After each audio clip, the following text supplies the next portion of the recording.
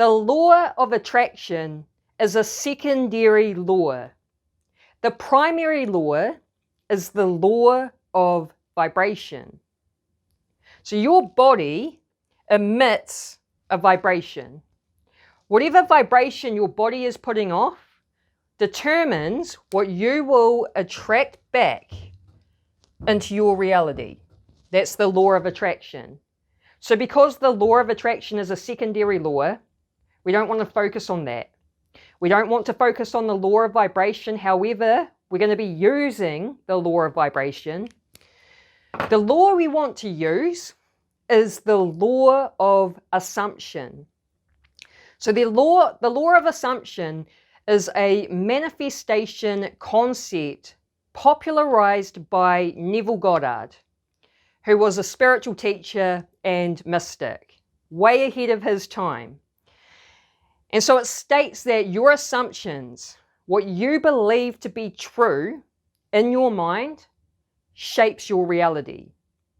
Essentially, whatever you assume to be true about yourself, your life, or your circumstances will eventually manifest in your external environment.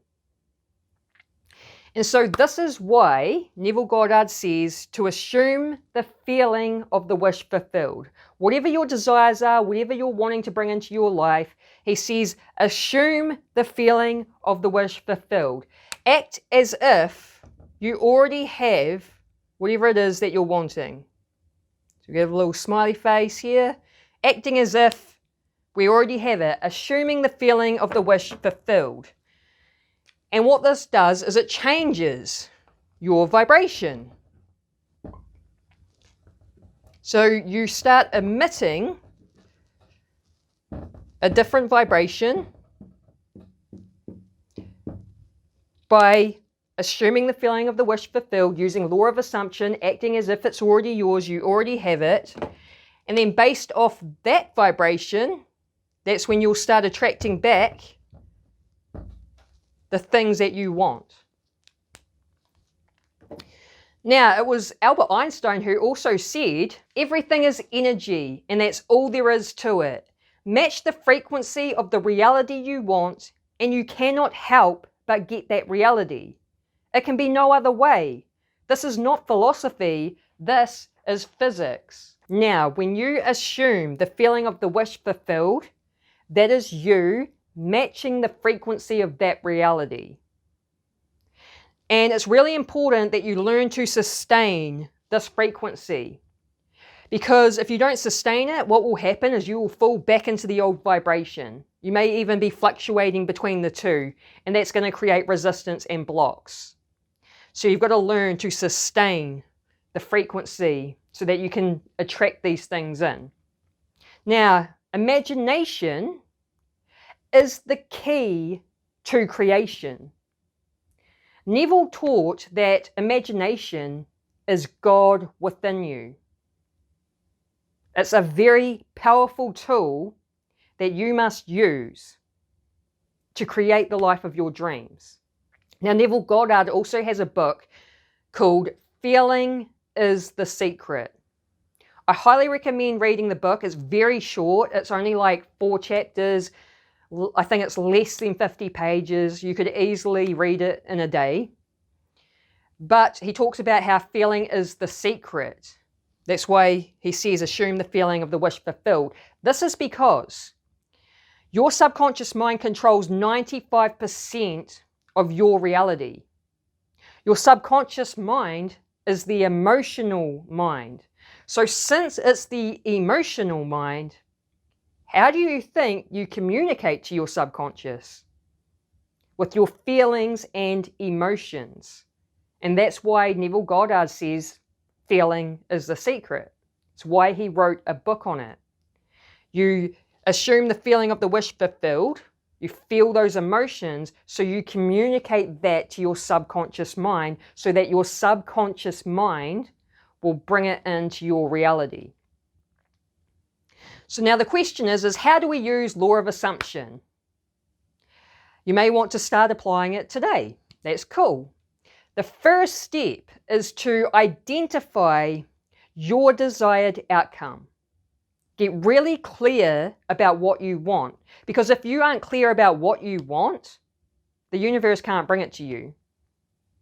So get clear, identify your desired outcome. Number 2 is to assume it's already yours. Act as if you already have it. Now, this is when you start using the imagination. You start pretending it's already yours. Like make-believe, right? Like kids. Kids are really good at using imagination, pretending, and make-believe. So let's say we have a kid, a 4-year-old child, that is pretending or acting as if it's a cat. What does the 4-year-old start doing? It crawls around on its hands and knees and goes meow, meow, meow. Might rub up against its mother's leg, pretend to lick out of a bowl. The child is pretending, it's make-believe, using their imagination and acting as if it's a cat. So it's the same idea. You want to pretend it's already yours. Act as if it's already yours, like make-believe. And then we go into the 3rd step, which is to use visualization.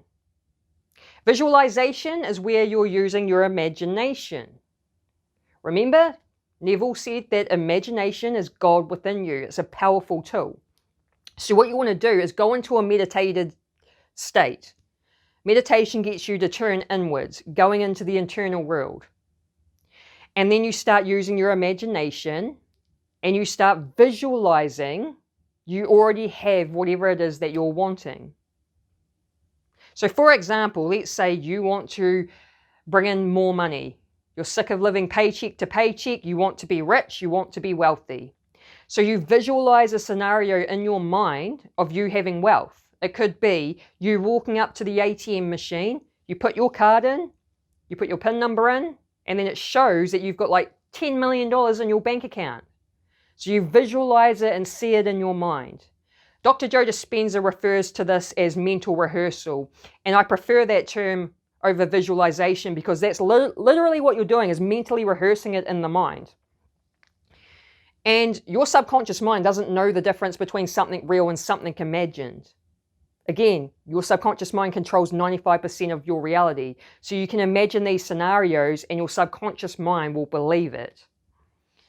So the next step, once you start imagining these scenarios in your mind, like you're living this experience, you then want to feel the reality of your assumption. So you want to get emotionally involved. Assume the feeling of the wish fulfilled. Feel as if you have $10 million in your bank account. How does it feel to have more money than you could spend? Again, that's you matching the frequency of that reality. And you just want to allow yourself to kind of soak in that energy and that vibration. And then you want to feel gratitude in your body. Gratitude is a high vibrational frequency that makes you magnetic and brings things to you. So you feel gratitude for the $10 million before you even have it. Thank you, universe. I'm so grateful I have $10 million and I have financial freedom. And then you come out of meditation. And you want to do this every single day. And think of it like training, right? If you go to the gym, you're training the body. If you sign up to a kickboxing class, you start going to training. You start learning the moves. You're training. It's the same idea. You want to think of it as training. You're going inwards, you're training. You're training the mind, you're training the body, you're programming your own subconscious mind so that you can create this reality for yourself, right? And so the key is repetition and consistency. Because as you're doing this, as you're imagining a new scenario in your mind, you're creating new synaptic connections in your brain. You're firing and wiring new neurons. And through repetition, you hardwire those connections. And that's how you reprogram the subconscious. So create a daily practice, stick to it, commit to it. And I promise you'll start noticing shifts in your reality. Now, the last tip, number 5, is to persist despite external circumstances. Don't let your current reality discourage you. Learn to ignore what the external environment is showing you. So for example, you may, be in in a meditation and visualizing having that $10 million and feeling the emotions. But if you look at your bank account and you see you've got $10, you've got to learn to ignore that. Otherwise, if you get emotionally involved, like frustrated, and you get into lack and scarcity, you're back into this vibration. So it's kind of like training yourself to like ignore the external environment and commit to keep doing the work. You don't want the external environment to control your emotions. You want to use your emotions to control the external environment. So you commit to that daily practice, firing and wiring those same neurons in the brain as you're visualizing, as you're feeling the wish fulfilled, and then just ignore the external environment.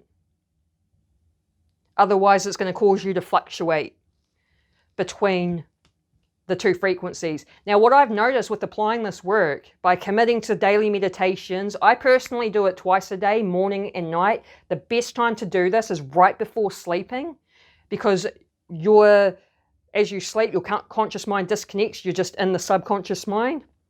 So doing it right before sleeping means that visualization, those emotions, will get taken into the subconscious to marinate during those 8 hours of sleep. So I personally do it twice a day, but what I have found by committing to this practice is it helps you to feel like you already have it, which helps you to not feel discouraged by the external environment, if that makes sense. Because you already feel like it's yours. And you just want to keep staying in those feelings. And I promise you, you will notice shifts in your reality. I've been applying this work since November 2023, and I've had heaps of amazing shifts. I've had all this cool stuff happen that was just so easy and effortless. I was attracting things to me rather than chasing and trying to make shit happen. So I'm going to end the video here. And if you got value, let me know by hitting the like button or write a comment. If you like this sort of content, subscribe. And I'm going to leave a follow-up video that will talk more about how powerful imagination is, and it shares some of the science that backs it up. They've done experiments to prove that imagination, visualization, mental rehearsal actually does work, actually does get results. So if you want to learn more of the science behind imagination, click this video and have an awesome day. Peace.